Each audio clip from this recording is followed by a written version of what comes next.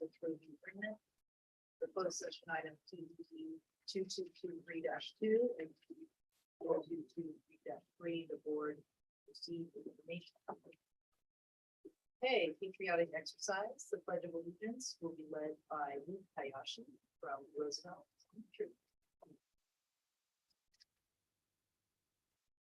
Come on up to the mic and tell us a little bit about it. My name is Ruth Hayashi. I'm 11 years old. I'm in 5th grade, and I go to Roosevelt Elementary School. What's your favorite subject? Art. Art. Say the mic. Oh, you want us to stand?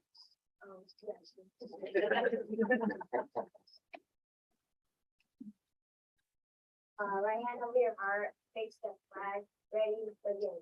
I pledge allegiance to the flag of the United States of America, and to the republic for which it stands, one nation, under God, indivisible, Come on up and get your picture taken.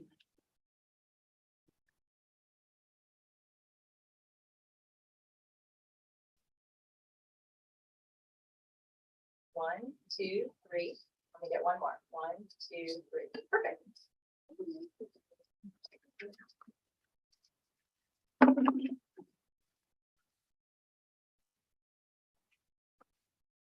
All right, roll call.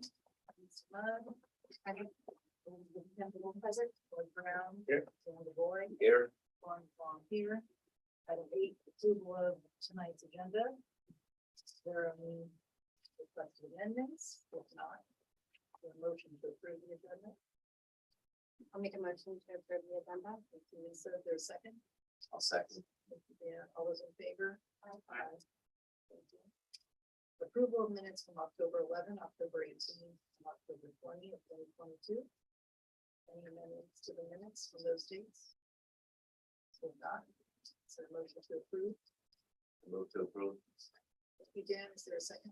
I'll second. Trustee Doug, all those in favor? Aye. Public statements related to agenda items. The discretion of the Board of Trustees, the public may address the board on non-agenda items and agenda items. If you choose to make a public statement, you are present to the meeting. Please complete the blue request to address the Board of Trustees form provided to the superintendent's assistant. You will be called upon.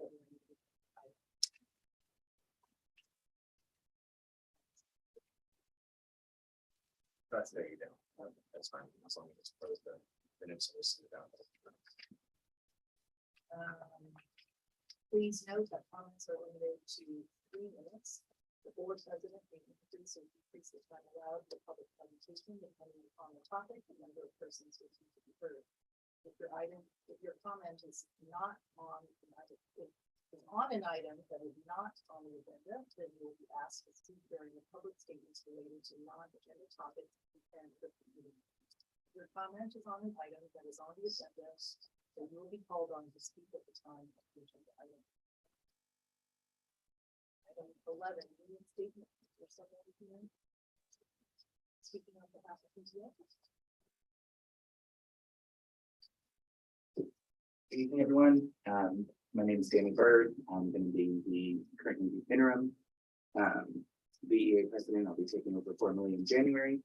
I'm here to read that the Burlingame Education Association, or BEA, has sent our initial sunshine proposal for contract negotiations regarding the 2023 and 2024 school year. We propose making amendments to the 2023-2024 Burlingame School District certificated employees contract in Article 14, leaves article, 17, wages article, and 18, health and welfare and benefits.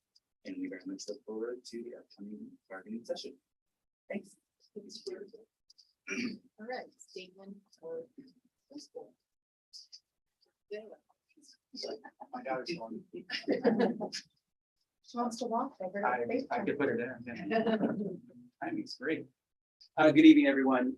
It's great to be here and to report on what has been a very productive month for the principals. The professional development of our teachers was a significant focus of the month. with a focus on the science of reading and communication skills in the classroom. Teachers were provided time out of their days to learn new tools to bring to their classrooms.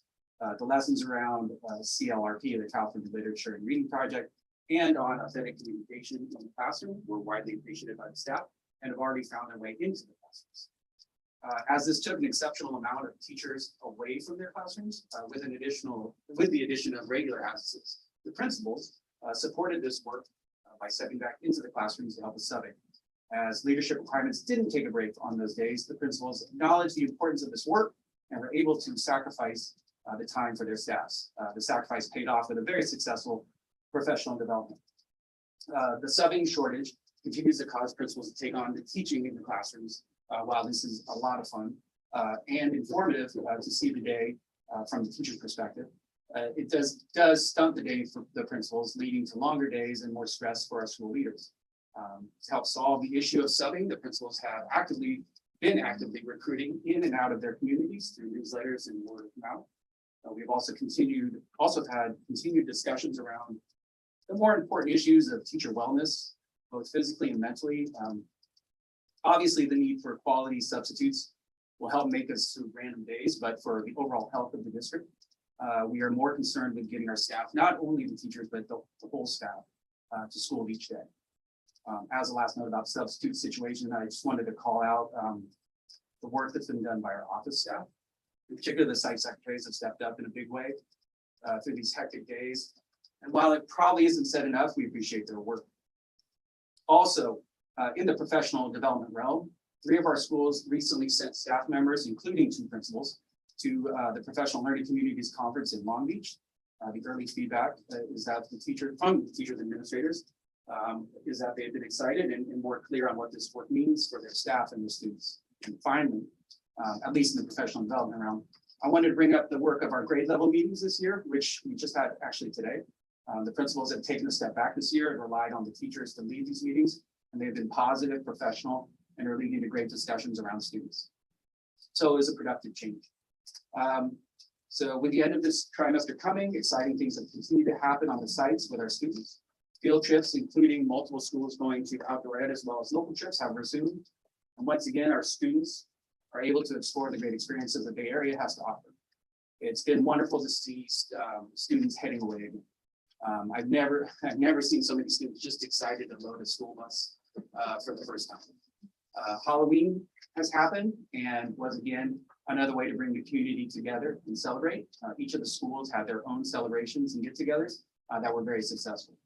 The day of Halloween, perhaps it was because it was on a Monday, was as calm and as organized as could have been hoped for. Many students were in costumes and classroom celebrations were had. And it was another good culture builder for the schools. Having Halloween on a Monday was interesting for the rest of the week as well. As the week moved on, the students became more tired, and we did see an uptick in both missed school days and excitable behaviors. I only bring this up because the calendar committee, which recently met, will be looking into ways to better support the students and staff around this holiday as we form our scheduled days for the next year. So overall, the past month, we've seen a lot of professional learning from our staff and fun times for our students. So the principals were happy to help lead all of it.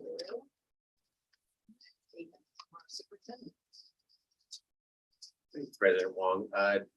So a lot of activity, as Principal Purveyor just pointed out, has continued, and really big turnout at community events. Hundreds of people, hundreds of families coming out, us running out of food at multiple events because far more people are coming than we're anticipating. And I'm just seeing that as a good sign that people are participating with the school community. Since the last time we met, also been at superintendent coffees at both Hoover and Franklin, with visits to Washington, Lincoln, and McKinley. And I also wanted to point out this week that I want to do sort of a special call out for a couple of student upstanders that we have and would like to recognize in the community. An upstander is someone who recognizes when something is wrong and does something to make it right. If an upstander sees or hears something wrong, they will do something or say something to intervene. This could mean stopping the aggressor, reporting an event, or helping the victim even after the fact. And tonight we want to honor 2 BIS 8th graders others. One of them we know could not be with us because he has a conflict, but we're going to honor them anyway. We're honoring two BIS 8th graders who chose to see something and chose to say something. And that would be Joseph Joey Britton and Tobias Tuatoka, and I think Tobias is at a football team. We're just really, really proud of their choices. They intervened in a difficult situation and stood up and did the right thing. And we just really want to celebrate that and bring that sort of forward to the board. As a result of what they did, we thought of sort of an interesting way to try to commemorate that. And so the district bought a series of books that are actually going to be commemorated with their names, and they're going to be in every school library throughout the district. And so there's actually a nameplate in them that actually has the student's name in it. A thank you from the Board of Trustees and a thank you for being upstanders. So every district library will be receiving copies of Victory Stand, Raising My Fist for Justice. The Super Manny Stands Up. So we're going into different grade levels and reading levels here you can see. And Todo el Mundo Cabe Aquí for some of our Spanish speaking and reading children as well. And so those will be going to the sites with those commemorative plates as a thank you for those two students standing up. And we also have copies of those books here for those students, and it's been signed. The thank you in front has been signed by the Board of Education. So just a nice commemoration for those two students. So Joey, up in the back, I see somebody waving you forward. Would you like to come up and get these? I appreciate it. And we will give, Erica will give you the books for the other. Thank you so much for what you did.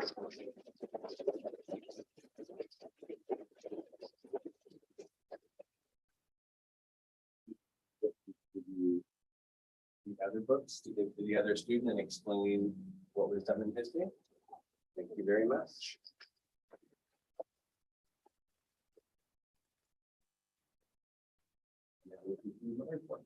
Okay, great.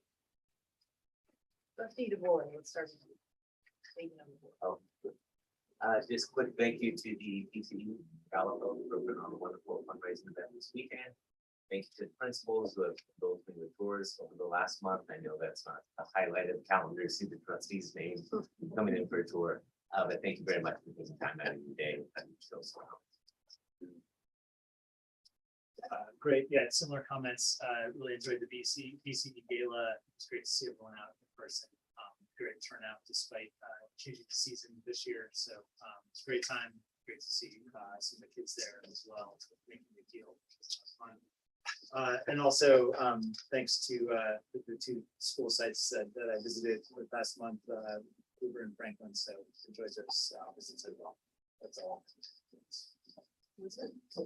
Yeah, so the gala was wonderful, and we got to see the drama, some of the drama students, and we just had the Lady Dracula performances. So it was really a great time to celebrate the arts, and BCU's funding of that.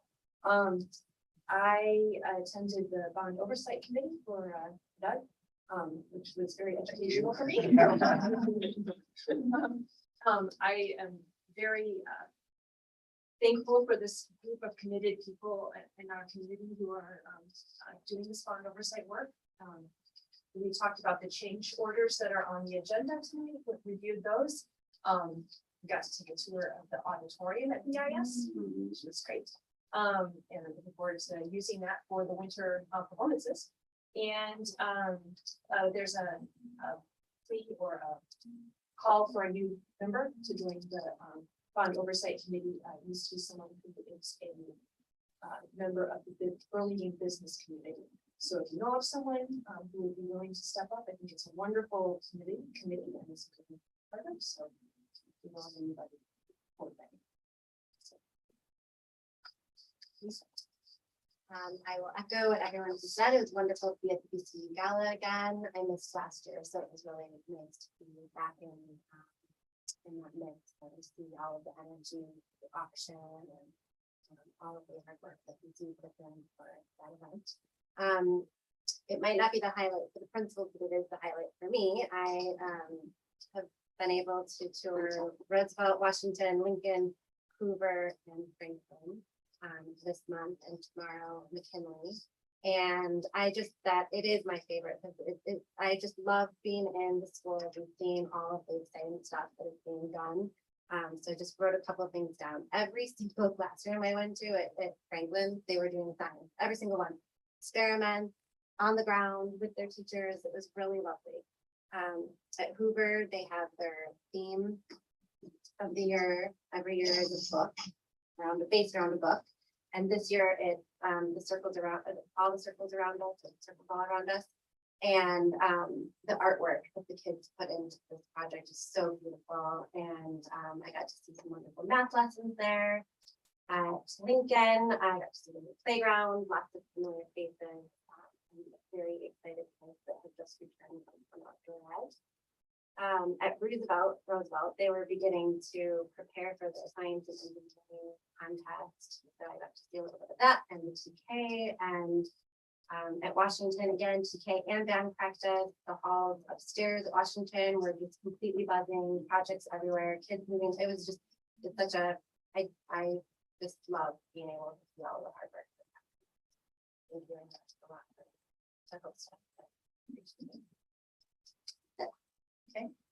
And like Molly said, the BCE Gala was really fun, and I really want to thank all the volunteers that BCE needs, and who worked really hard to put that together.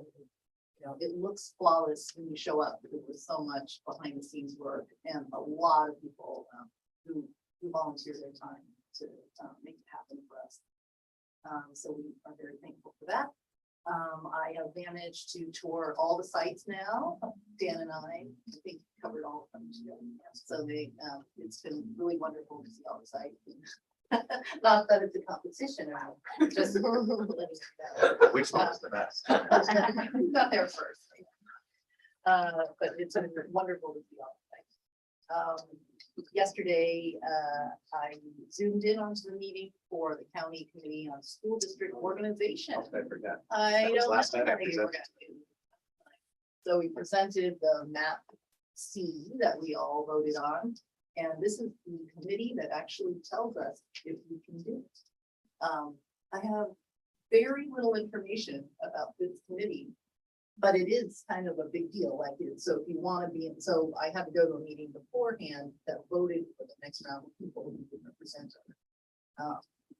represent each area based on the supervisors, board of supervisors kind of region. So we are under, Dave Pine's region. So our, people are Lynn Esselstein and Nina Richardson. It's what we want to know that. And they serve 4-year terms. And it is to talk about things like land that gets put into different school districts. So you could actually have this committee say, well, let's carve this out, and it'll, be part of your school district. Like that actually could happen. I mean, it's who decides that kind of thing. So it's a very interesting organization. Anybody who has an interest in it, in that kind of thing, I would. It actually is quite influential at certain times, and they've been very busy since so many districts have been moving to by trustee area voting. And they did approve on that. Yes, they did. So it's done. Yeah, and then there was a city district liaison meeting last month, and we did the main topic about housing. Subject matter for not just school districts, but cities, everybody. So it was just a very good time where we just shared different bits of information. So, and I went to our county school board association meeting last month. Also, it was in person. We did dinner. It was the first time, a lot of us have been able to get together. It's a great opportunity to meet other trustees from, neighboring school districts. And it's nice to know these folks. And so they have the executive director of CSBA versus Billy talk, and one of the capital advisor guys, which we're talking about budgets and, lots of very relevant information. And I would encourage you, to attend those meetings the next time they pop up. Okay. And that is it for me. So now we'll move on to item 15, board communication. Just as posted, President. All right, on our consent agenda. Does anyone pull anything off the consent agenda? If not, is there a motion to approve the consent agenda? I'll move to approve.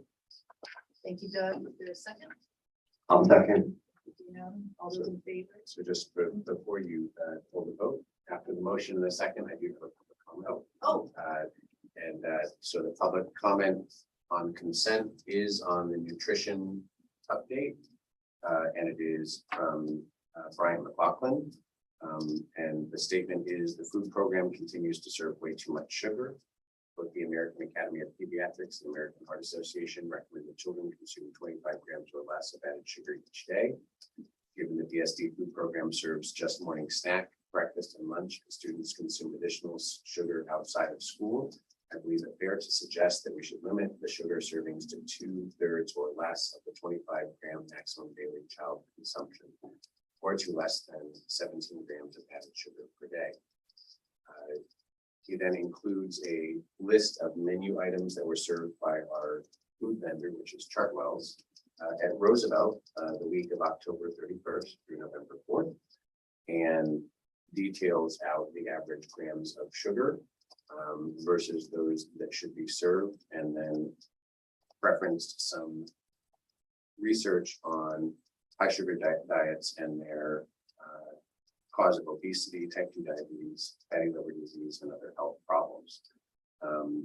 So that will just be posted in its fullness as an attachment to this evening's agenda. They can be submitted as a public comment.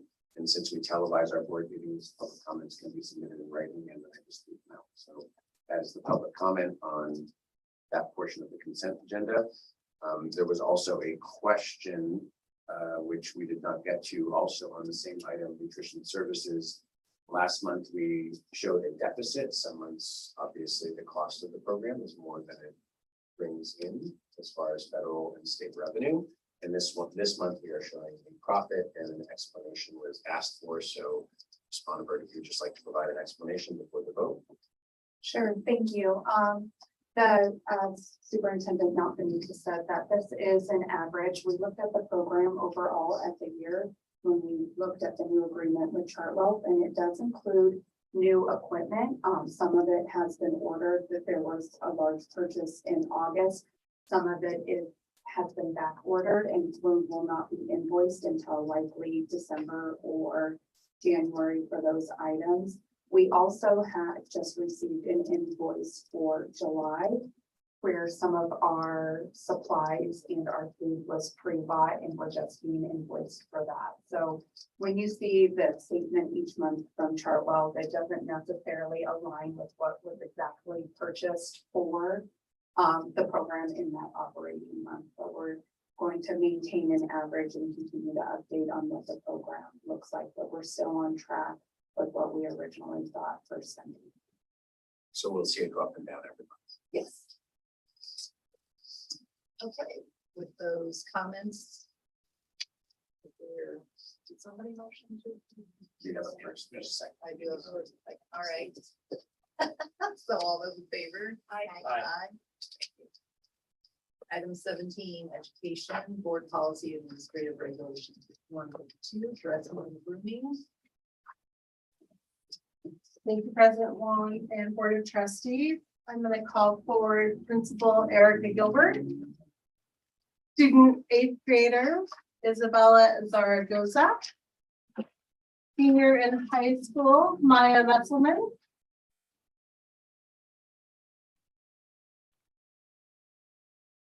You're welcome to have a seat if you want to pull a third chair up, or you're welcome to stand. Thank you, Principal Gilbert, for the microphone. So we are honored to bring forward tonight Board Policy and Administrative Regulation 5132, dress and grooming. over the last year, we have worked together as a team to review and bring forward the first read of this policy. Isabella Zaragoza started with the Burlingame School District in 5th grade at Franklin Elementary School. She's currently an 8th grader and will be attending Burlingame High School next year.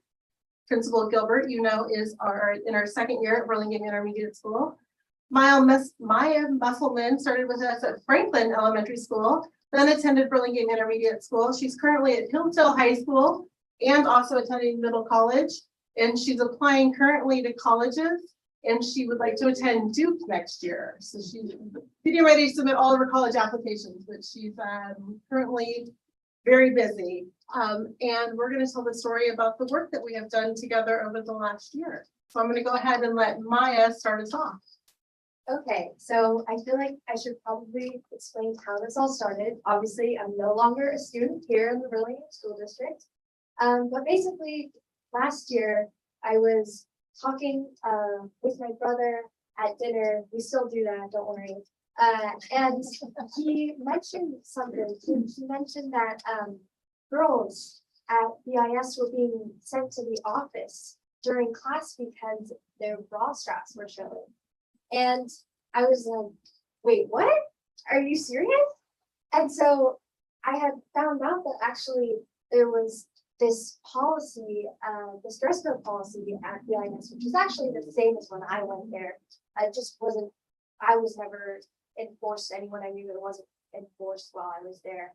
But it had started being enforced at BIS. And basically the policy was that, and I think we actually have it here, basically for girls, I remember we couldn't wear spaghetti straps. We couldn't have our bra strap showing. No one's like waistband of their underwear wasn't supposed to poke out, which I definitely know a lot of kids who wrote that one. And things like, oh yeah, and our shorts weren't allowed to be shorter than like where our fingers came to on our thighs, which is such a random rule. And so I got to thinking about that. And I was just thinking, wow, that's really old. That's really outdated. And it doesn't make sense that we're taking time out of these students, like the time that they should be learning, just so that they can wait for someone to bring them a change of clothes. That just feels a waste of time. And so I did some research about it. I went into a very deep dive of internet policy. I went to the California Board of Education's website. I researched Title IX, which prevents discrimination. I looked at the school district's old policy, which was from 2010. And I found out that if I had any like concerns about Title IX, then I should contact Marla Silversmith, who was the district diversity coordinator. So I wrote it all down. I had this email where I was like, I lined out the policies, I quoted it, I was very impassioned about it, and I sent it to her. And I honestly wasn't expecting like her to be so receptive to it. I don't know why. I guess I just thought that like it was a conspiracy or something. I don't know. But it wasn't. I don't think we knew the policy. Yeah. So I emailed her about it and she responded back. And so she was very receptive about, yes, this is an issue and we need to change that. And so then we set up meetings between me, Ms. Silversmith, and Principal Gilbert, and we started talking about how exactly we would go about changing the dress code, what we would change it to, and what that would look like. Okay, all right. So I want to say, as that was happening, I also had students on my campus just boycotting. I had boys wearing skirts and half tops because Mrs. Gilbert is changing the dress code. And I was like, I'm not changing the dress code. What are you talking about?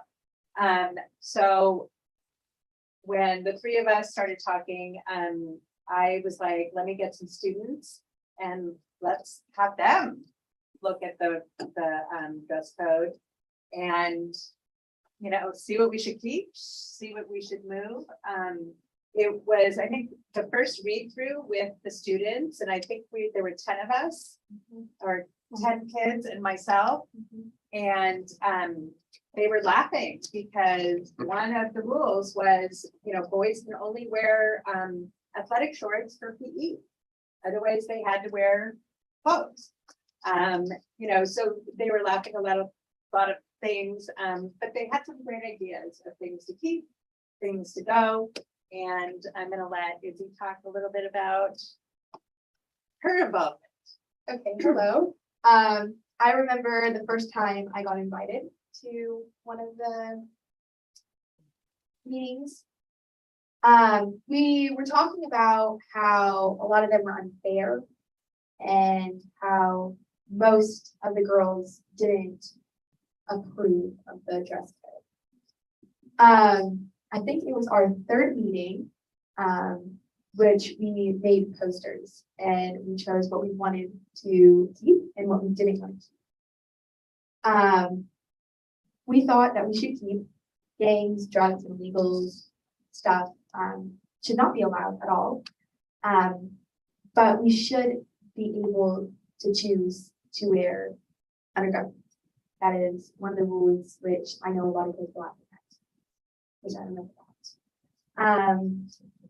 You should be able to choose to not wear undergarments, correct? Yeah. It should be your choice if you want to or not. Yeah. Okay. There's a lot of things that we also brought up, which we also brought teachers and staff members and counselors in to talk with us about it. And a lot of things were like about shoes and undergarments and gym shorts. That was something that Ms. Gilbert just brought up, which again, they were all laughing at and they thought it was super funny that boys can all wear that. Which then on our posters, we were like, we should not keep that. That was like the worst thing ever. But we were mainly talking about how we're not allowed to show our belly buttons. I know that was like the biggest concern to everyone and how everyone did not like that. That's why they were in shorts and crop tops for that little protest. It was really difficult for a lot of girls to really take that in because I know that sixth grade, it was not that harsh. It was really easy, like you didn't really have to do anything. But then seventh graders just blew it off. They were like, okay, this is not okay. I can wear what I want to. So then we got done talking and we made a bunch of groups and all that stuff. And boys were wearing skirts, like Ms. Gilbert said, which was the most hilarious thing ever. We were all laughing in school so much. It was the trend. But a lot of things were reasonable on the dress code, which we were like, okay, yeah, that's something that we would never wear. But a lot of things we thought were like biased and that it's probably mean for other kids that want to wear and feel comfortable wearing. Like a couple teachers are like, oh, you want to be comfortable and feel good in your own skin. But then a lot of girls were like, but we can't wear things that we feel comfortable in because there's a dress code that has so much words. Like I got exhausted on the third line. I was like, okay, whoa. So I remember Miss Gilbert, she was like, that's like a really good idea. And a lot of kids were really passionate about it. Like everyone was like, okay, yeah, I understand that. But then other kids were like, I don't like this dress code, So we also had a problem with teachers. A lot of teachers would spot you out in the middle of class. They'd be like, you are showing your bra straps. Go to the office. Write your pass, you go to the office. Get a change of clothes. And it was really difficult for a lot of kids to be shown out in front of everyone. It's really embarrassing. To be like, oh, your bra strap showing, and everyone turned their head like, oh my, you're in trouble. And then you go down to the office and you have to stand there, you have to wait for so long just to get like a pair of clothes, the plan said. And that was really a main concern that I thought that was taken in from a bunch of kids in our school.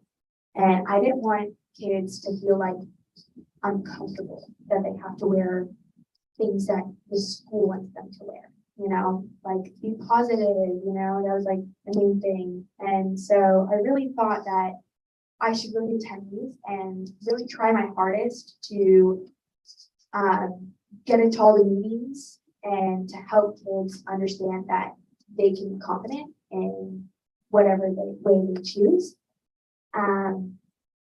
Even though, let's not wear bathing suits, to be comfortable, to choose who you are. And it's not like, oh, you have to choose who you are by your emotions. A lot of kids think choosing your emotions or the way you dress is the way to express yourself. So I really took that in and I was like, okay, yeah, I'm gonna help with this. I'm gonna really dig in and join and help out and see how everything is. And we finally get, after more than a year, as at 5 we were talking about, it's been more than a year. And so now that we're sitting down, I finally get to talk to this mic in front of everyone, which I was very nervous today about. Freaking out in school, I was like, oh my gosh, oh no.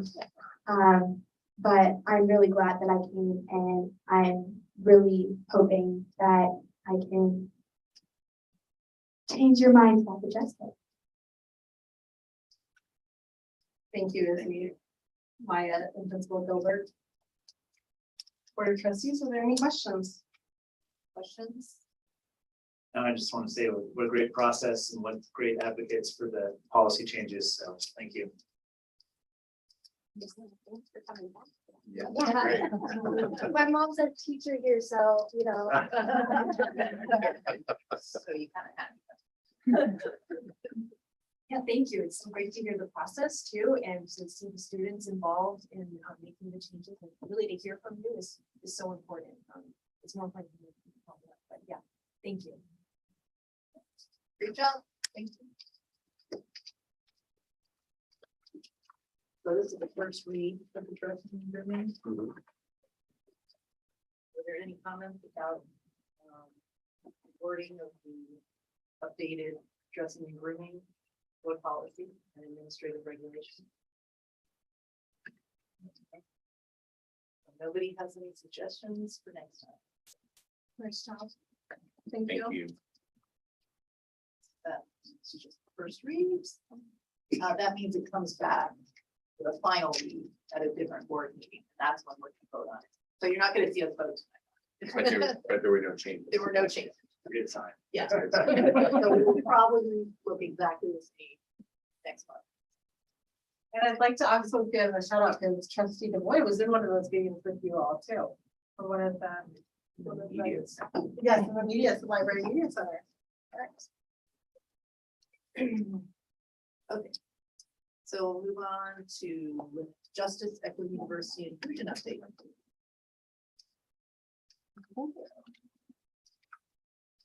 And we would love for you to say that you don't. Yeah.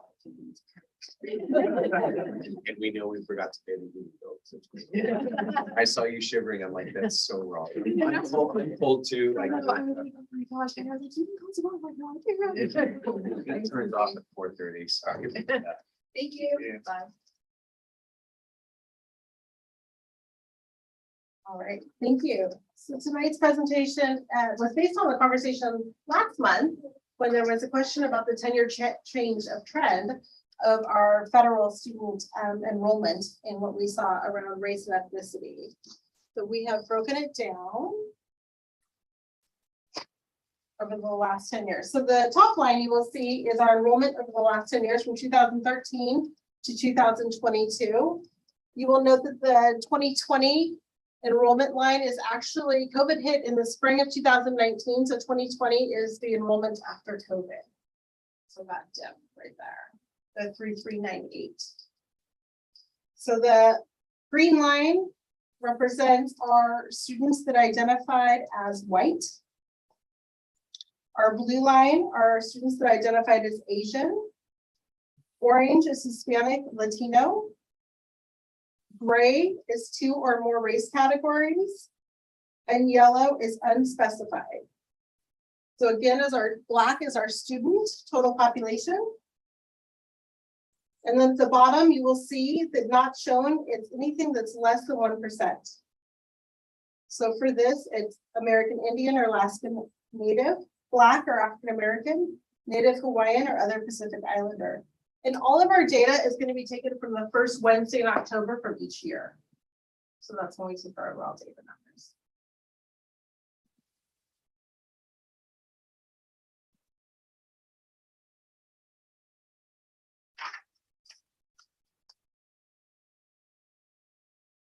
So we're going to break it down a little bit further here and go into our Asian and Pacific Islander ethnic groups. So here we have our total Asian and Pacific Islander ethnic groups, broken down the total number of students at the top, along with percentages. Our orange is going to be Chinese. Our blue is Asian Indian. Our green, Japanese. Yellow, Korean. Red, other Asian. And again, you're going to see orange, our Chinese is our highest growing currently. Which is one of the questions I believe that we talked about last month too. So other Asian is someone selected other Asian but did not select Laotian or Vietnamese or Cambodian. Correct. That's correct. They identified as something that was not offered by the federal group identifications that are offered. Do you know what that? Okay, that's basically It is. Right. Or it could be that they chose that because they felt they belonged to more than one of those and that was the best option. Because remember, these are self-identified. it's the category is other. Okay.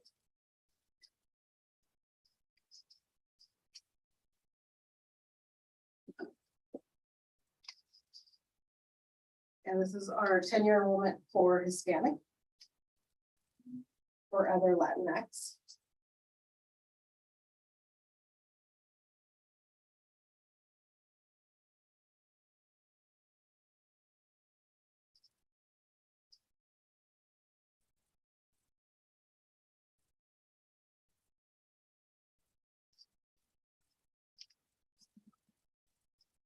And this is the group you said the federal database doesn't allow for subcategories.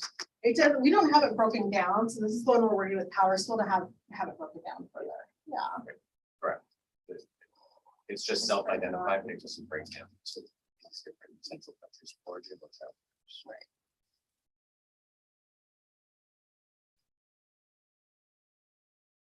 And then that completes the 10-year. Yeah. Questions from Merle? Thank you. Right, item 18A, BEA Sunshine Negotiations.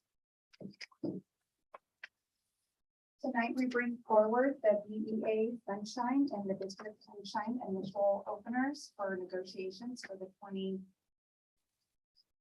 23-24 school year. But here we go. And this is to put forward for a public notice that anybody can, if you have any comments, and it will come back next month for approval. If you don't want to see any changes, the district selected the article hours of employment as what the district would like to open on, other than compensation and benefits. And then BEA would like to open on their article other than wages and benefits is Article 14 leaves. So I haven't been through this before. Could you explain a little bit about identifying the categories ahead of time? Is that just where you start, or does that somehow narrow the scope of what can be discussed? I'm just not familiar with the process. So the certificated union contract is a 3 school year contract.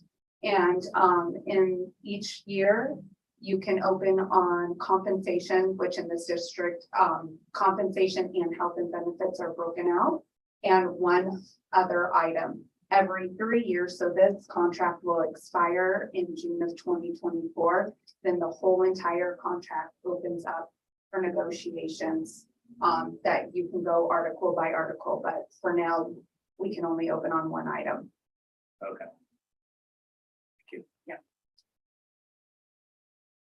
This is the third year of the 3-year contract, right? Because we agreed on a 2-year, and so that's why it's reopened. Right? So the entire contract closed for 3 years. The union has the option of doing what they call reopeners. So even though they closed all the articles, they can choose to that they still want to discuss each year.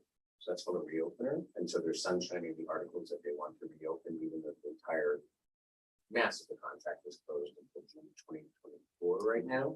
And so the reopeners that, it's not just our union, by the way, almost every union in the state chooses the same 2 reopeners every year, which are not going to surprise you. They're typically salaries and benefits, right? So This is spelled out, that is one of them, but it is, yeah, so just one of them. And then, were there any questions on our selection? So this will come back, for approval in December. Okay, so item 19, board policy 7310, renaming the facility, first read. thank you, President Wong. So trustees, as a part of all of your policies this year, I know we have 2 years to get through all of them. You got a short break last month, so you don't have any second reads this month. That's nice. So this is the first read of board policy 7310, renaming of a facility. It's actually the naming or renaming, which is spelled out in the actual proposed language. So this item comes to you for public review and discussion as the first read of an updated policy, as well as you providing any and discussing any changes that you would like made prior to the second, just like all of our policies. Rationale: the board and staff have engaged in a complete updating of all board policies and administrative regulations as existing were significantly out of date. I think you just heard the same thing about dress code, and we've run that into almost every single policy. Most of them haven't been updated, some of them for 20 years. And so this policy actually came before the board last year when there was a petition circulated to rename BIS, and we looked at the policy, which essentially said a policy and process would be created, but it didn't define that process. So most of our policies are conducted on consent. However, certain policies that we have had attention on over the past 2 years, I'm pulling out and I'm holding for the board to discuss publicly, such as this item, so that you have the opportunity to discuss them publicly and provide any specific direction you want. The policies tonight came from all of you providing individual input that I tried to sort of merge into a single document for you in the most balanced way that I could, because not everybody was in necessarily the same ballpark. So this is the first opportunity you have to discuss it publicly, as well as some of you and myself looking for what other school districts do. So we tried to come up with a policy that incorporates 2 things. First of all is the trigger. In other words, when does a renaming occur? And you'll see in the policy 3 specific triggers called out. One, which you'll see in every board policy, is that it can be triggered by 3 board members, majority of the board voting on something to happen. That, of course, is always the easiest way for anything to be triggered for a school district. The second one attempts to set a criteria of the number of the general public registered voters, since the registered voters actually are your constituents, not just folks enrolled in school, and they actually are the owners of the school district facilities, and you represent those folks. So the second trigger represents a certain percentage needed of the general public wanting to rename a school, and then an associated percentage of the actual households and staff that are currently served by the school. The third one is basically a workaround of that one, which just is the percentage of the current households and staff served by the school, which excludes the general public and therefore has a higher margin to achieve the trigger. The process, again, sort of taken from what each of you thought would be reasonable, as well as some other districts, and that is developing a committee once one of those triggers is hit, that is constituted of a certain number of students and adults, as well as the administration and some trustees, to consider names and to bring back to the board a couple of names for consideration in a review process. So that's a rough outline of what I put together with everybody's input, and now it's up for your discussion. Okay, so are we listening to public comment first? So typically, public comment comes at the end, but that's up to you. You're the president, you can change that. Well, so would you all prefer to hear the public comments first? I think that would be great. In this case, that would be helpful. Great. So we have one comment, and then I have one that was submitted in writing to be read out. So the public comment submitted during the session is from Joe Soley. On up. All right. Distinguished board, thank you for taking the time to hear and consider our perspectives on this overall policy. As a member of the community and a parent of 2 Burlingame public school students, one at BIS and one down high school, I personally see a need for a clear, realistic, transparent, and inclusive process for evaluating when and how renaming a school or building is appropriate and determining what names are considered. Our schools, as you know, are currently named after 6 white men and the town. Though this discussion launched with a petition specifically proposing the name to rename BIS to Ginsburg Middle School. I believe the issue is much larger than that, and at its core, this is about representation. I know we're all exhausted and overworked from the pandemic, but I hope that won't stop you from instituting a policy to address what I believe is a both overt and longstanding inequity in our district. This fix does not need to be this minute, but I know some of you have daughters, and I believe you'll understand why this is the right thing to do.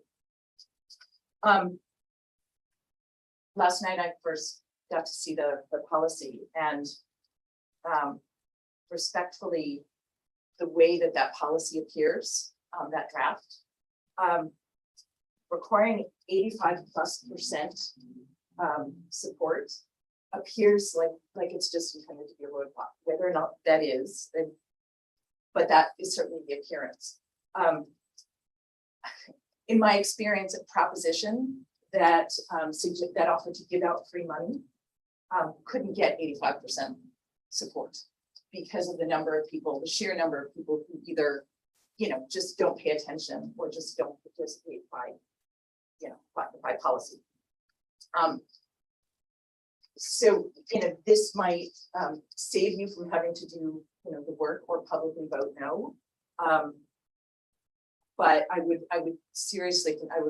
request that you seriously consider whether those numbers are realistic and fair numbers to invite the conversation and be inclusive. It also feels like, because then the easiest way to make things happen is that the board voting and then the board making the decision on the names. It also feels like it reserves a disproportionate amount of power for this group as opposed to the inclusion of the community. So I ask of you to please do the right thing for our children. You do not have to take up the renaming process at this moment, and I understand all the reasons why you may not want to do that, but please create a process that will allow it to be considered. There are countless accomplished women who are incredible role models for our children, and at least as worthy as McKinley, Washington, Lincoln, Hoover, Roosevelt, and Franklin for having their names on our schools. That representation is important for our girls and our boys. I'm a mother of boys. Please create a clear, realistic, transparent, and inclusive process that allows for consideration of the name of just one school after a winning distinction. Thank you. The second public comment was submitted again in writing because we are now televising meetings and we need a process to be able to do that. So I'll read it aloud to you. It was submitted by Amanda Wainich. Dear BSD board members, I understand that the school renaming policy is on tonight's board agenda. I am aware that there is a movement to rename BIS after Justice Ruth Bader Ginsburg. I am an attorney, I am a woman, I am a deep admirer of Justice Ginsburg and the advances she made for society, both while she was an attorney and a jurist.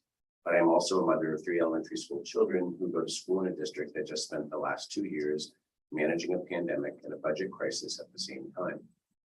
During those 2 years, our children's access to a safe, quality education in bold print suffered greatly because district leadership, school site leadership, and BSD board had to focus on the management of a public health crisis and the risk of fiscal insolvency.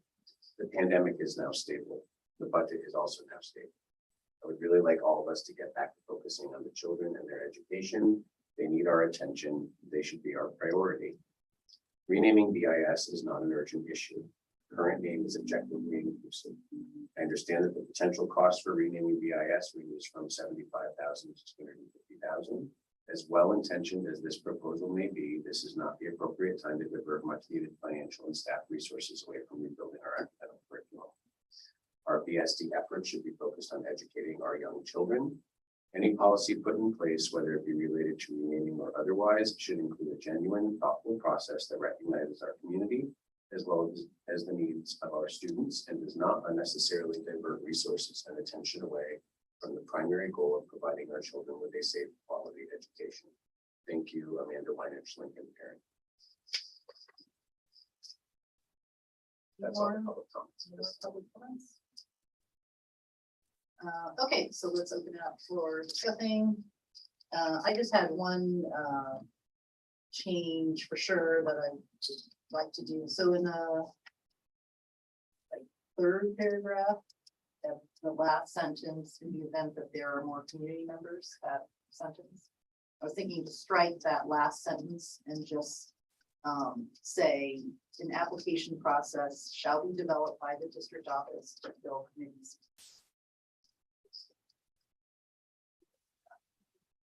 That seem like more clear? Yeah. Seems more clear. Okay, so, You might actually get a new edits. Afterwards, I just see you have them written down. It's just easier for you to capture them that way. Yeah. Great. Okay, so I have one clarification. So in the event that vote by majority of the sitting trustees to begin the naming process, that trigger does not mean that the board is coming up with 3 names on their own. That trigger means that it goes to the committee. Right. And the committee then that is created by the superintendent comes up with the name. And then they present. yes, so in all 3 of these scenarios, it goes to the next section, which is the committee process. And then after the committee process, it's the public hearings. Yeah. And then the board decides whether or not to remove stuff. So that last paragraph. So there is no proposition in here for the board to reject the renaming of a school because if one of the triggers is hit, the renaming goes into effect. Now, if that committee, let's say that there's a triggering to rename Franklin, and the committee of Franklin community members sits down and they decide we want to keep it Franklin, and they would have to come back to the board and say that. But there is no function here for the board to reject a naming. The only function is for the board to choose from one of the names that's brought forward by the committee.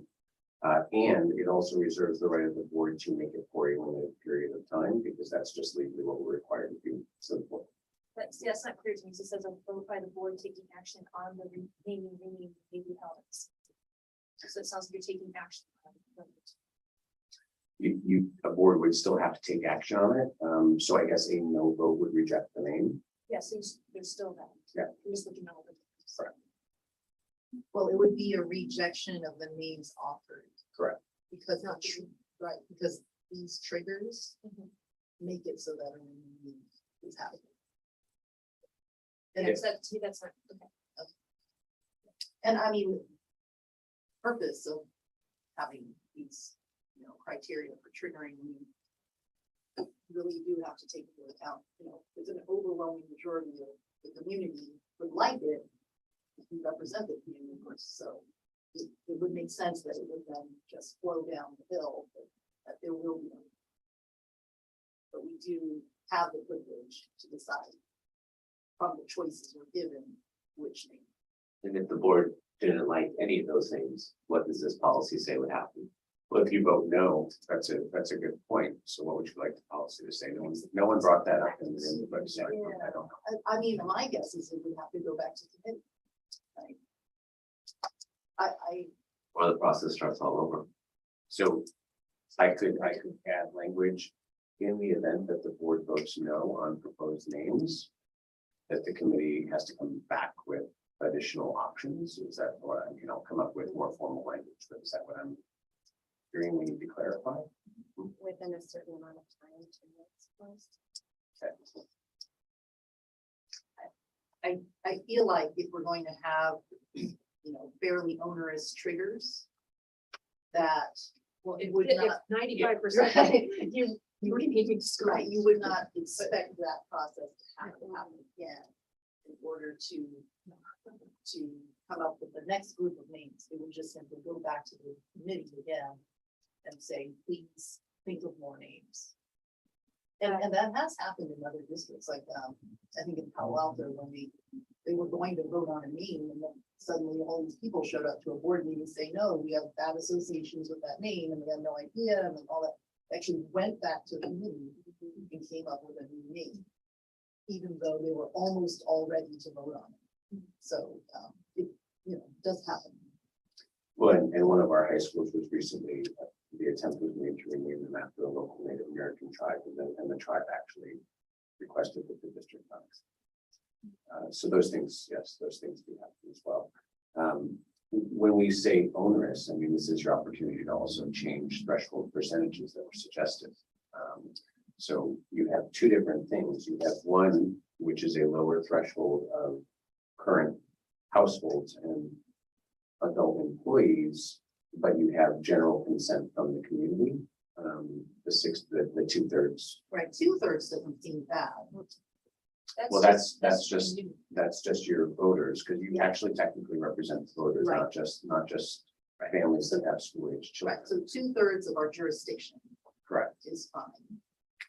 And Can that's I the just same. clarify, is this meant to be a comprehensive census of every voter's opinion, or is this meant to be a sample that's reflective of the? I think it says of respondents, which means of those that respond to you.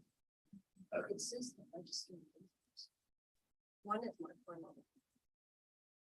So it should be respondents, meaning of registered voters surveyed 66.6. So just like you don't get 100% of folks that show out, it's actually election day. So this is timely, right? So it's just a 2/3 majority of those that respond. I see. Yeah, that was gonna be one of my questions. That whole-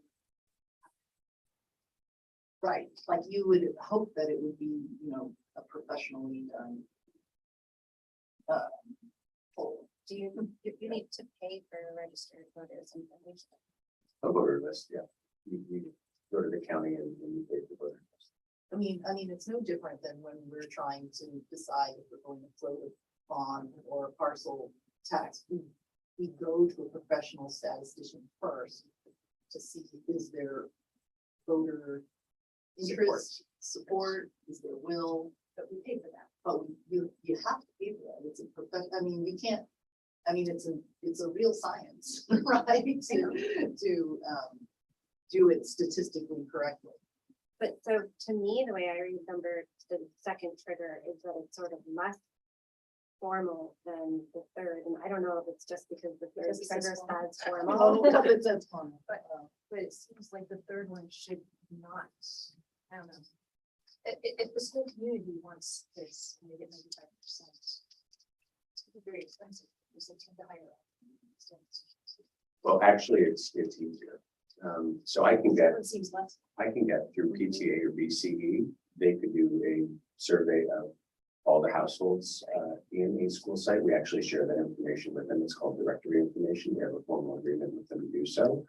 But the threshold percentage is higher because then you're not actually asking any of your community who actually owns the school sites through the school board to weigh in. But you can adjust those percentages up or down. That was just The comment made was a high threshold because we're not consulting the entire community. So what do you want a high threshold to be? And the purpose of having a high threshold is that so you don't divide the community. Well, you have two things, right? So in option number 3, you're not asking for your voters who are your electors and the people that you represent. You're only asking the school community. So it's actually, other than the trigger of 3 board members, the third option is actually the easiest one to do. So if you think of a school like Roosevelt, we've heard a lot from Roosevelt tonight. We're talking about a number of households there that is less than 200. And you're talking about a staff size that's probably around 40. So you can very quickly and easily conduct that either through BCD or the PTA. If they partnered in that, right? It would be much more difficult for a site like BIS, which represents about 800 households. But the same directory information is available. But so I think the question then becomes, what do you want those thresholds to be? 95 seems high to me that you decided to do that. But if it's 95 respondents, Yeah, Well, the number 2 seems of respondents, number 3 seems of actual households, because because you're not gonna get 100% of all the groups. right, 90, And no, it's just, I mean, you're not even get response from that. So it almost seems like. no, I would agree. That, So you want to read respondents for all 3? yeah, I'm not sure. I do. I was gonna say, I think that a high bar is appropriate because it triggers a process that, has to happen once it's triggered. And, I do want to acknowledge that all the community input that I've received, I think a lot of us have received, there's a lot of support for renaming a facility after a worthy woman to sort of balance the names. And we know that there's support with that. But I also think that there's risks to renaming. We've seen examples, and I did watch the presentation from a year ago and on the proposal to rename BIS, the board the record on our YouTube channel. So I know there was some good discussion. I was not a part of that, but it was a year ago. But I do want to acknowledge that there's a lot of support to make something happen. So I think we need to have triggers that are, I think it should be a high bar. But because of some of the risks that come with that, and we saw it in San Francisco, of course, famously. And there's a chance that it will divert. If this happens, it will divert attention from other issues and some dollars, but not a lot of dollars probably, but a lot of attention from staff and from the board and the community. So it's not costless. I think there should be a bar that's fairly high.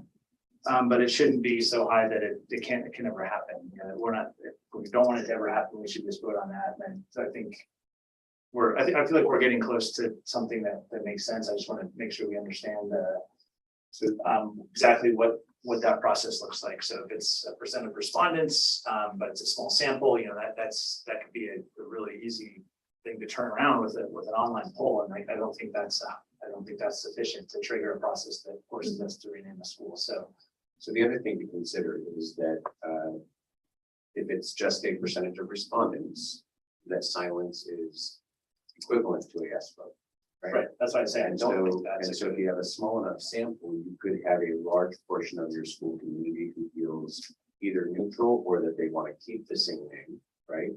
And they, if we put it in sort of gross terms, then we are developing communities of winners and losers within a school site.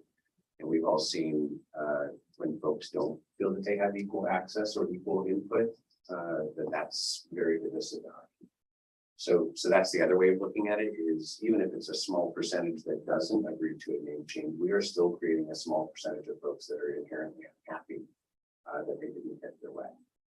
So we just need to, that's the other way of thinking about where do you want that percentage? So what percentage can we live with if the majority wants something that they will be fundamentally unhappy with the change?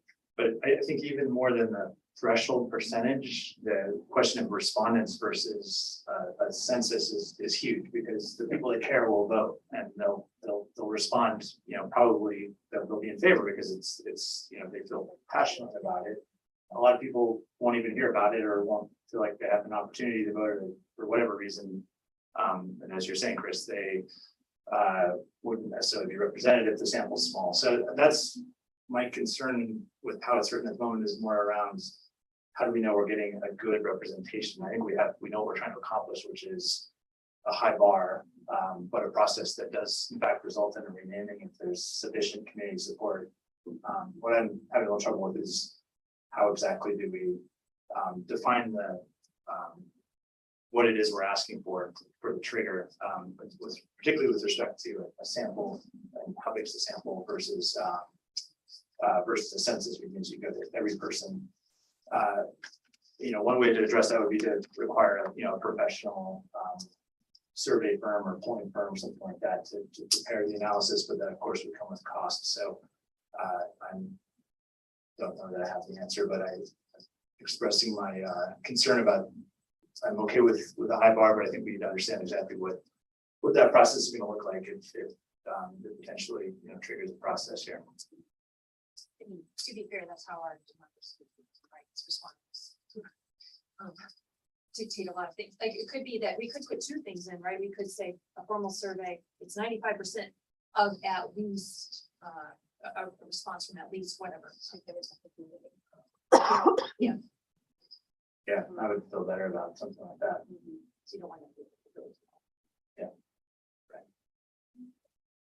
I would be going 95% or 90% up to 2/3 of.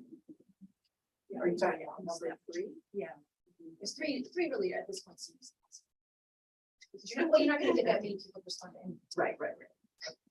So first of all, so give me the proposed language and then let's make sure that we at least have general assent. We don't vote because we're not voting on this, but that means at least three of you agree with the change. So say it again, please, because I didn't Well, I catch didn't that. actually put in specifics in.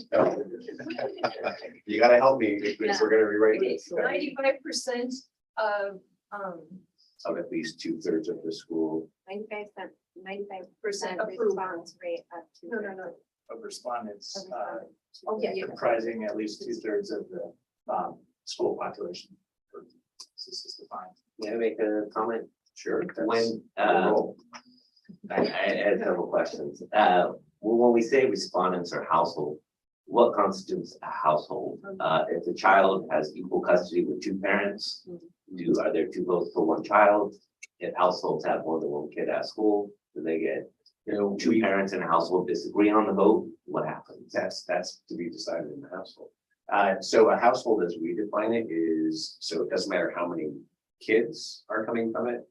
Every batch of kids coming from a family is a household. So One vote. So if you have 3 kids, it's 1 vote. So If who you makes have that vote? 5 kids, it's 1 vote. But who in the household makes that vote? I guess whoever fills out the survey.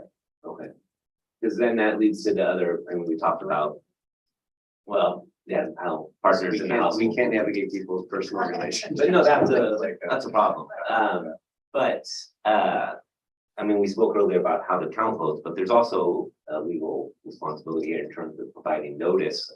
Notice of the vote would need to be in multiple languages, multiple forms, multiple opportunities to respond, not just an email from the PTA or the principal.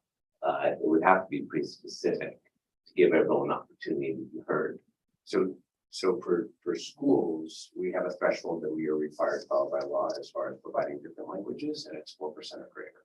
Right, so we do provide translation services for all of our stuff for those communities that are 4% or greater of our community.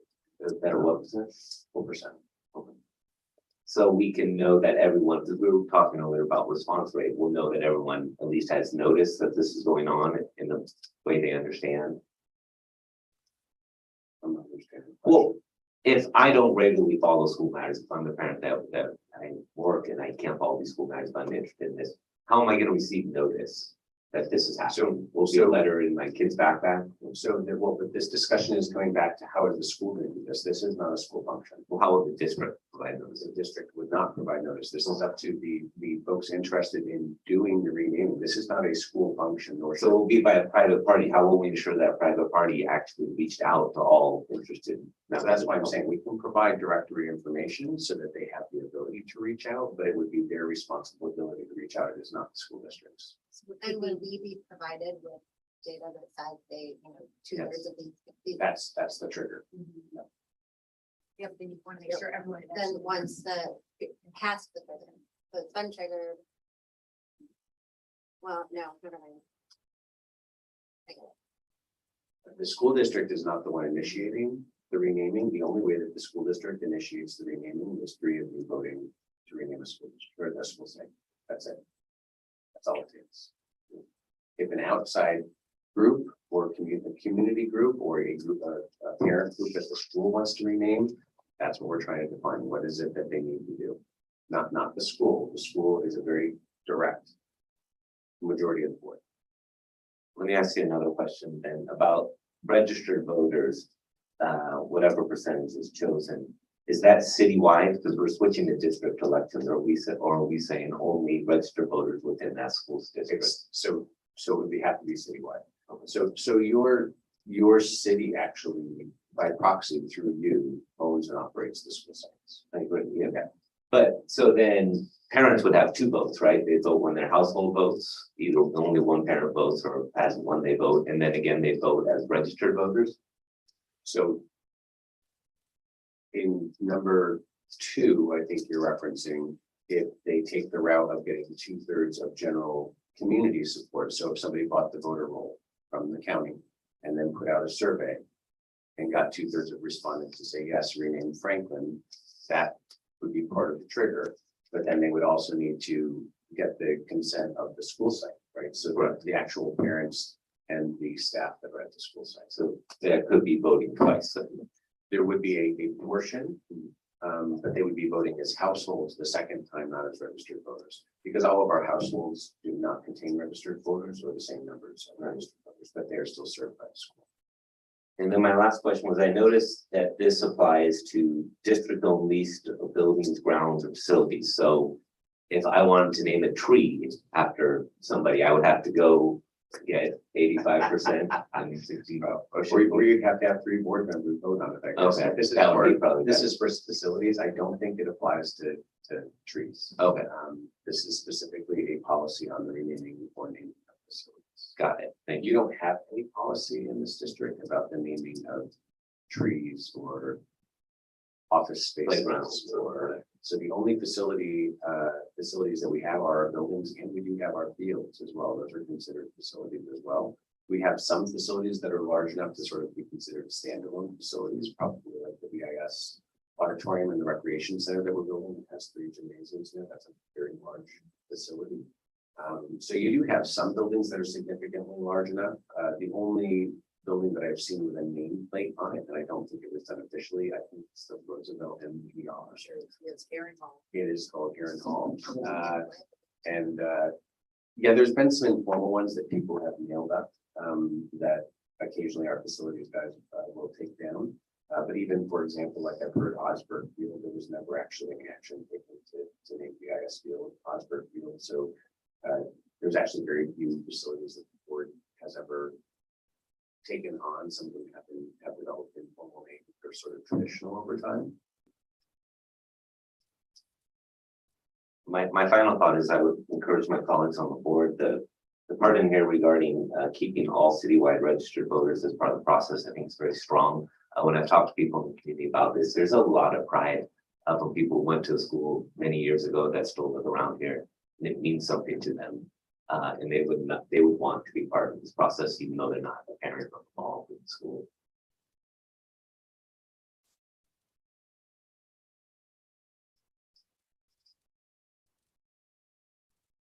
So you bring up some very, very good points there about how the survey will be conducted, who's conducting it, and how people will be reached, and people may not necessarily be reached. So now I'm pretty thinking as a result of what you just said.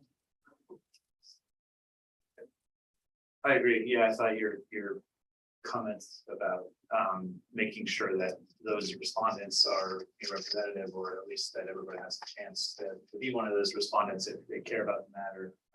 It's a good one. I think that requiring 2/3 of the school to be respondents, at least 2/3, I think it helps with that, but it doesn't completely solve it. Registered voters. I'm sorry, The third one. the third one And going back to Elizabeth maybe talked if about we the- have a sharper threshold, maybe we just don't make it 95, maybe it's like 90, but because then you have to ensure that. yeah, so I think that what you Since we're not mentioned is, controlling it. it's that the threshold might be 90 or 95%, but it's also a requirement that at least 2/3 of the community at that school did respond to the survey of the poll, whatever it was.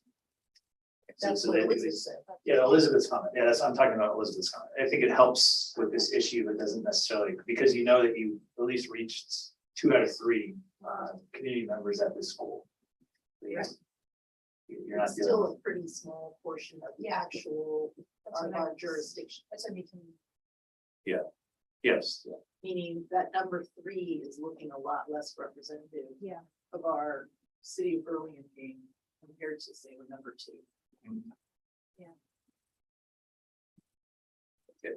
Number 3 and number 1 have no community at large. Well, they all would in the process. Well, the number 1 does In because at we're all large. elected. Correct. That actually is your role. You're the We're representative of. elected to represent. And post trigger, there is an at-large member. So yes, there's at-large members on the renaming committee, but to actually trigger it, number 3 doesn't have any. Community at large. Yeah, I mean, your constituents are not represented in number 3. Yes. That's correct. That's why the threshold is higher. Yeah, I'm actually thinking of taking back on this. So, and and making it maybe just a 90% of everybody has to. But maybe But lowering the maybe threshold. something that. Because that is such a small percentage. Right, like give them an example of Roosevelt, it would be very few people. It's a very small school. How many households, if you, off the top of your head, are at Hoover? 180. 180. So So 90% of 180 families. 40 something. 180 minus 36, 144, but no, minus 10. I did, But you might get a lot of folks in the general community at large seeing them just sign $42 million to rebuild it 8 years ago. They haven't. That's why I was saying earlier, I would encourage any of the options to include the community at large, as in the entire city of Burlingame gets, say, Except for one. except for one, correct? Because we are the entire, I mean, not to sound arrogant, but we are elected, for lack of a better way, by our constituents to make those decisions. Well, and also, you know, our bond money comes from everyone's. So I property think taxes, everyone not should just be- who goes to the school. I mean, are you almost thinking of getting rid of the third option? It almost seems like. I would do that. Because I think we're starting to feel a little uncomfortable. That's 3 of you. Am I hearing that you'd like me to revise it by eliminating number 3? I would be in favor of that. Because we're amending it to include the community at large, Which is right. correct? So it's redundant at that point. Yeah. I'd be okay getting rid of number 3 as well. So 2 is 2/3 majority of the community, but it's a poll. And then 85% of households have the. And the employees, so. Yes. Um.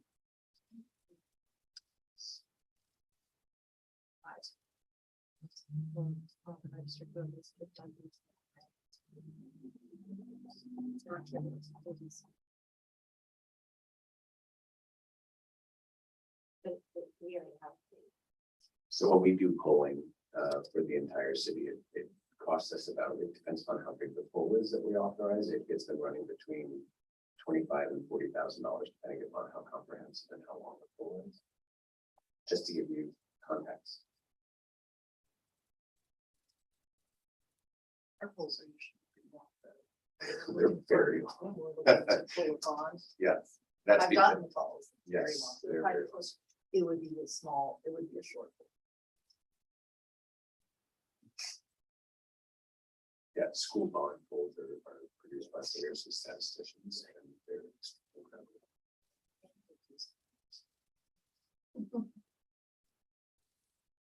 Okay, well, I mean, I would support Dan's, or your suggestion, maybe just. I omit move 3. to cross off number 3 to eliminate I- from this proposal. You don't need to move your second. Yeah. Well, you know what I mean. All you need It's- is, all you need is draw goals because you're not approving anything. So no. Yeah, I'm okay with that. The argument's convincing. Did I hear any changes to number 2? So I'm hearing the eliminate number 3. Any changes to number 2? The one thing I'm unclear about when discussing option number 2 from Doug and Elizabeth's comments is the validity of the poll taken. I'm still unclear. I've heard it said private parties do this and it's submitted to us. Do we provide a list of preferred vendors that must be used? I mean, how do we know it's accurate? I guess is what I'm asking you. When people say, look, 8%, 8-9% of the community said they want this, but we've already covered their problems with determining how households vote. So I'm just. Well, I mean, it depends upon what the board would like to do, right? So it could be as simple as, right? So this is actually not difficult to do. Once you purchase the voter list, and contact information, it could literally be getting a digital signature from, 2/3 of the folks that respond.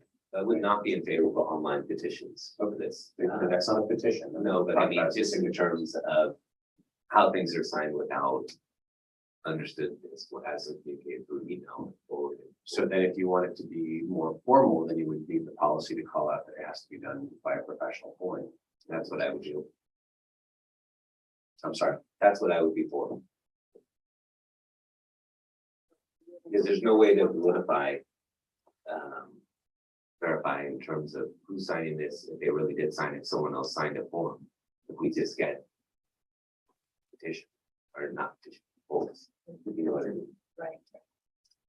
Are you worried about that at the DocuSign?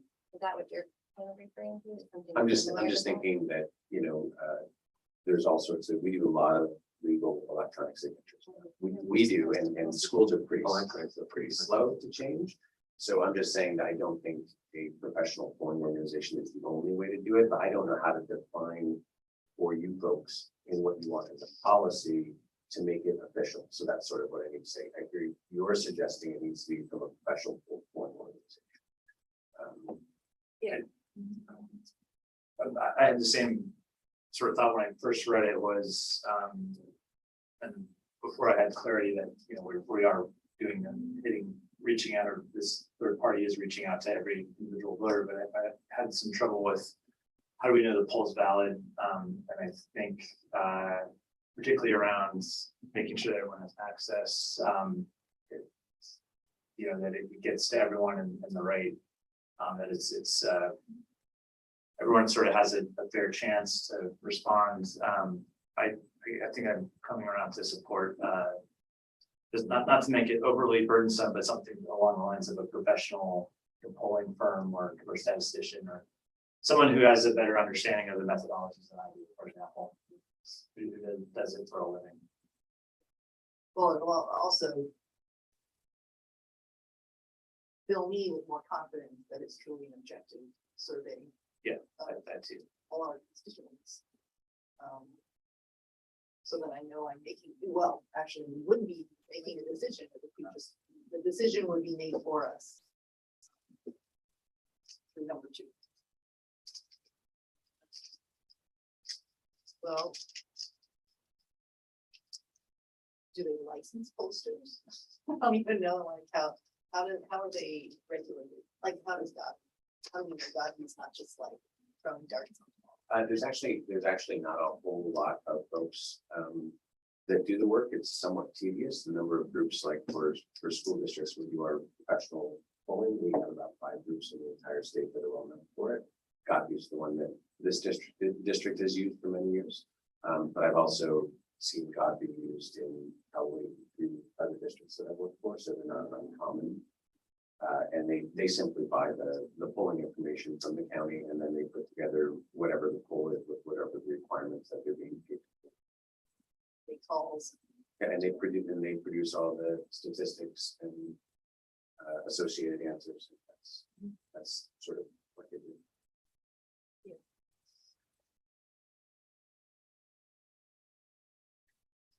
There might be more. I only know the ones that school districts use. So. Yeah. I mean, I think just saying a professional polling or survey company, something along those lines would, you know, if others are paying them to do this work, then I would, that says something, that they're a professional firm that does this. And more so than if it's a third party group that's doing it on their own behalf that hasn't done, it's not their business, they're not a professional firm. That's where I'd have some more concern about methodology. And so, So, yeah, I guess, am I still hearing though that you want the 2/3 of registered voters responding, but you want it done by a professional polling organization? So we're saying that 2/3 have to respond? Wait, now we're back to. Respond to the pool. 2/3. so no, so 2/3, It's still responding. It's responding. It is respondents. That's Yeah, what yeah, I was okay, getting at. yeah. Because 2/3 you responding. don't ever get Response. 100%. Yeah, okay, good. but Yeah. the professional firm presumably will ensure that everyone gets a shot at responding if they want to. Right. Yes. See, and then, so the other number is the 85% of all households currently served by the facility and 85% of adults currently employed at the facility. Do you think 85 is too much? What would you? We've already pulled the whole. I was thinking 80? Yeah, I would support that. I mean, I think it needs to be something that.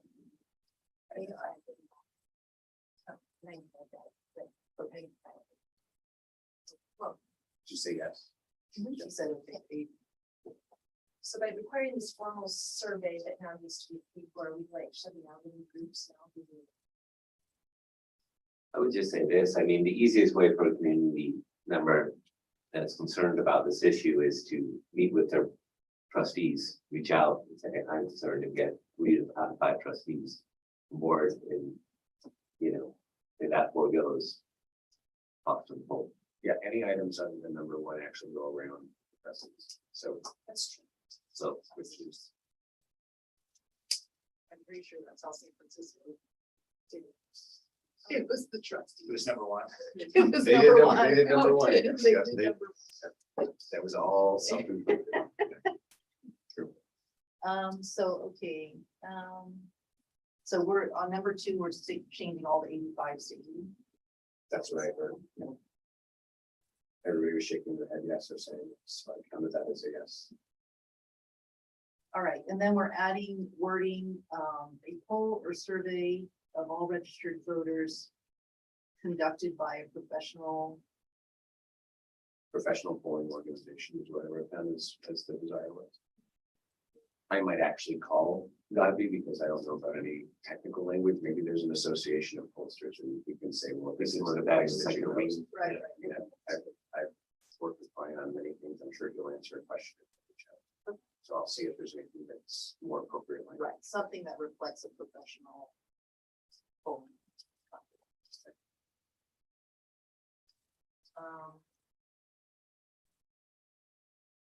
Okay, and then that, just that one sentence I wanted changed again.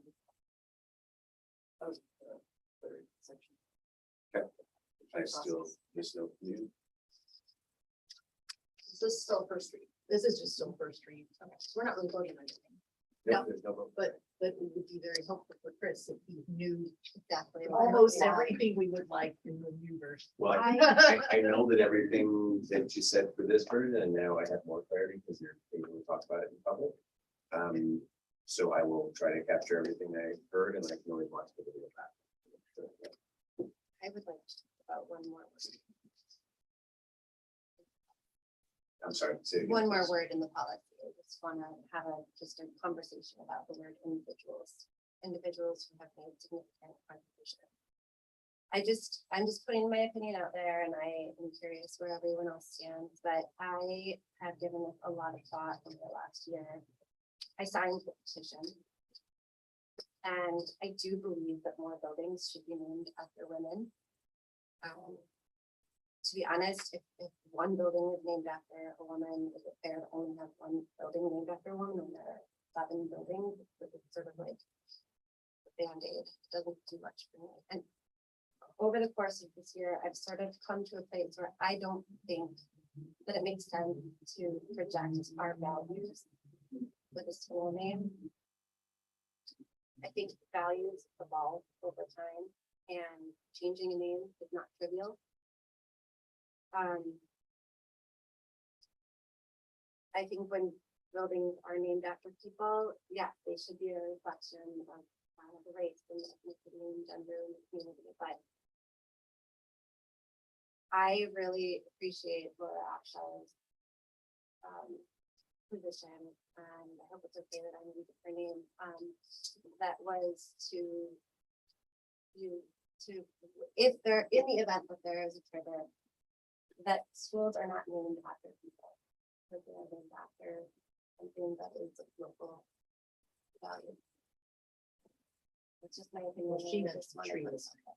Yeah, her opinion was city of the tree, city of trees, and so her mind of the Edwards put out. I just think it's really difficult for buildings to stand the test of time, and I don't know that it's appropriate for us to put the values of a person on our school money or on our school building. I'm just putting my.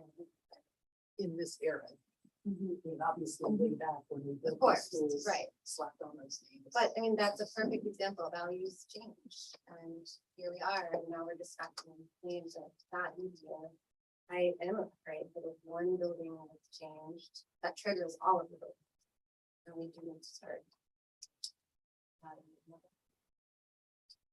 So there might be a path to remove all bias. Are you proposing something? I was proposing we remove individual. Yep, I will give you your copy back. Sorry. Okay, where is this It's under. In the first things to thing? Consider. in recognition of? See, individuals. It used to say people of, I think, national or worldwide importance. I just said individuals of significance to make it a bit more open. But I'm hearing Lisa ask that we remove individuals. Is that what you're asking? I would like to see it. So you want to remove individuals who have made significant contributions in that section, and then just start with natural landforms. So in that scenario, though, this policy wouldn't rename the existing schools because it feels like that might mean we've locked in what we have. And we cannot name a school after a woman, obviously any individual. But we still have these 6 schools that are named after men, individuals. So I guess I have some concern that There would need to be a trigger to rename to do all. all the schools.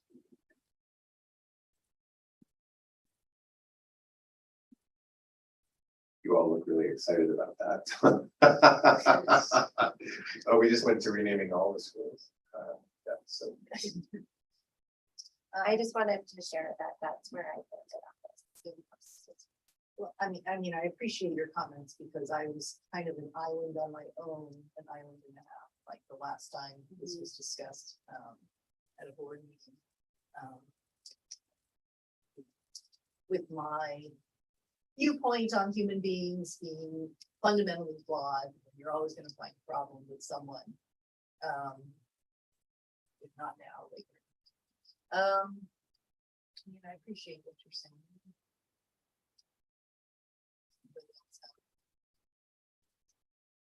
I appreciate what you're saying too, yeah.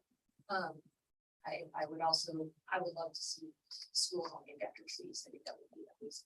I'm okay with leaving this in here because I also think this is a good process and we can have a committee and like the whole community would have to decide we all want this and. So I'm okay because there's actually a process here. I personally also like. I like the lectures. I mean, that's just. It's hard for me to imagine one building after one of 15 after the white and then no people of color. Should we have a non-binary represent? I mean, But then you're saying I'm saying we should already be in like, I'm just saying. I think Why continue on a path of making names of people, buildings after you? Yeah, I mean, again, I want to definitely acknowledge that the feedback that we've all received from folks that feel strongly about, which started as one individual and now seems to be broader of, the number of worthy women that schools can be named after. So I have some concern about having the policy expressly not allow that to happen, because I feel like there is a lot of support for that, and whether these thresholds are met, of course, who knows, but I would have some concern about that element. But I also appreciate where you're coming from, and if we could go back in time and rename them all after trees, we wouldn't be having this conversation.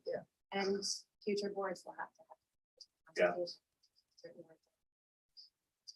Well, I mean, also, there is this committee. And the committee will have two governing board members. You can be on that committee and help move towards, right, with what everybody be happy with. So it's not like this trigger and then triggers the exact thing that someone wanted. It's just, it starts this process, which has a lot of richness to it. Yeah, how it could land.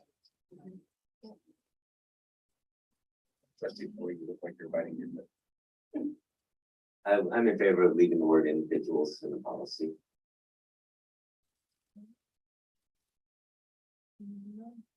Okay. Any more comments about this? All right, it'll come back to us in December. Thank you. All right.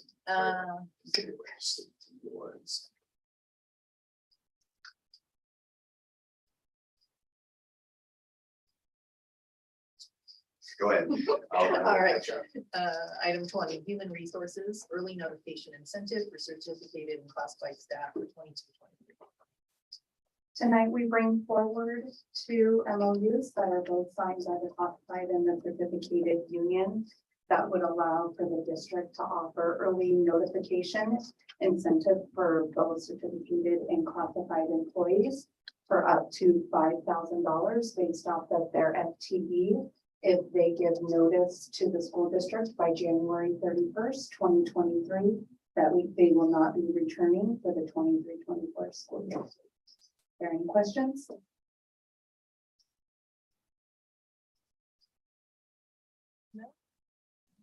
All right, so we need to vote on this. Is there a motion to approve this early notification incentive? I'll move to approve. Doug, is there a second? A second. And thank you. All those in favor? Aye. Thank you, Trustee. Thanks. We do have one non-agenda public comment. Okay. It's like reading, I look at the reading out loud. Tonight's non-agenda item, public comment, comes from Jennifer Colvin. Dear BSD board, I'm writing to thank you for enabling our sixth graders to attend outdoor education this fall. Our kids missed out on so much during the pandemic, and they were thrilled to have this experience in middle school. Special events like outdoor education are important for the kids. They enable kids to expand their horizons, participate in hands-on learning, build a sense of community, and connect with peers and educators in a meaningful way. Most importantly, experiences like outdoor education are vital in terms of equity in our community. For many kids, this is their only opportunity for learning in the natural environment. I hope that our 7th and 8th grade students who missed out on these experiences will have an opportunity to go as well. Thank you for supporting a well-rounded education for our children, and to the teachers, staff, and volunteers who made outdoor ed happen. Sincerely, Jennifer Colvin. All right. Item 22, board requested items. Deep dive into data from Help Kids Survey, update on implementation of new curriculum. Is there anything else? We have a lot more, we have a lot of policies. I know. So Yeah. we'll get back to that routine. All right, if no additional board requested items, is there a motion to adjourn tonight's meeting? I'll make a motion to adjourn. Thank you, Lisa. Is there a second? Dan, all those in favor? Aye. Thank you. Thank you, Trustee.